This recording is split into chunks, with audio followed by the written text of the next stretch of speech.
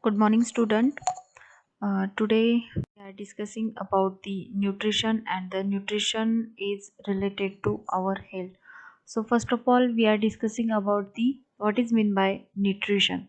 Here is the definition of the nutrition. Nutrition, it is a refers to the process in the body for making the use of the food, which includes the correct kind and the amount of food required for the body needs, like the digestion, absorption, and the nutrient into the bloodstream, utilization of the nutrient, and the elimination of waste is known as the nutrition. Then definition for the nutritional status.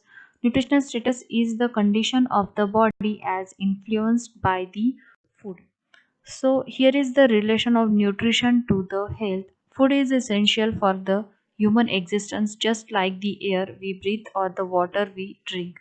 The food that we eat is utilized in a body, and the assimilate substances are used for the growth and the maintenance of the tissue. A living organism is the product of nutrition. The human being requires the more than 45 different nutrients for its well-being, as like your carbohydrates, proteins, vitamins, various kinds of vitamins, then various kinds of the minerals. The food materials ingested by the body are digested, absorbed, and the metabolized and utilized by our body for the various activities which are essential for our daily routine. Then useful chemical substances derived from food by the body are called as the nutrients. A number of foodstuffs have to be selected to get all the nutrients. The health of a person depends on the type and the quality of foodstuff he chooses to make his diet. For sustaining healthy and vigorous life, a diet should be planned according to the principles of the nutrition. The extensive research work carried out on the human being and on experimental animal throughout the world has provided us with the sufficient knowledge on the nutrition and the health. Here is the characteristics of the well and the malnourished population. On the one side of this chart, giving the criteria on the comparison between the well nourished children and the poorly nourished child is given. So, as the discussing these characteristics, if we are considering the criteria, the hair of these well-nourished children is very bright, black, shiny, and the glossy as compared to the poor nourished children. This poorly nourished child having these hair color is brown, then sparse and the thin. Then the ear of these well-nourished children is clear, free from the any kind of discharge.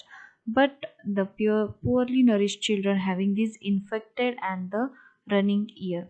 The eyes of well-nourished children is very bright with clear vision, but the eyes of these poorly nourished children having the very poor vision. We That means the children cannot be seen properly any substances, and eyes having the infected. So the nose of these well nourished children is clear, free from any discharge, but the children which is poorly nourished having the running nose. The mouth of these well nourished children is bright without any infection, but the poorly nourished children having the source, that is the angular stomatitis, is present on the corners of the mouth. Next to that, the teeth of these well nourished children having the regular without any kind of decay, but the poorly nourished children having the irregular teething takes place, and the teeth are having the some decaying problem.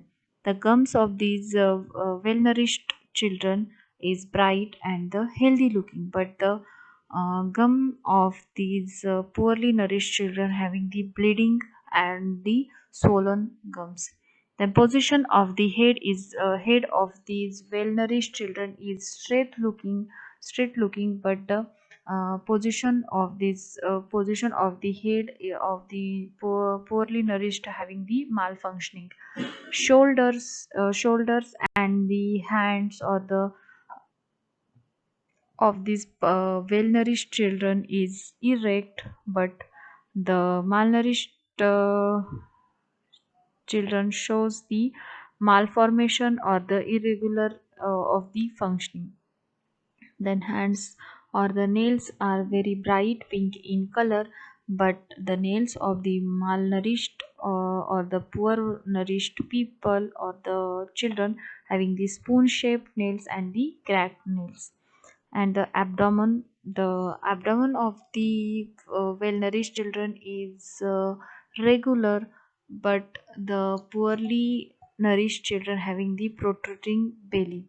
The legs of this well nourished child is straight, but the legs of these malnourished children is the bow leg and the knock keys. So here is the clear cut picture which shows the well nourished children and the malnourished children.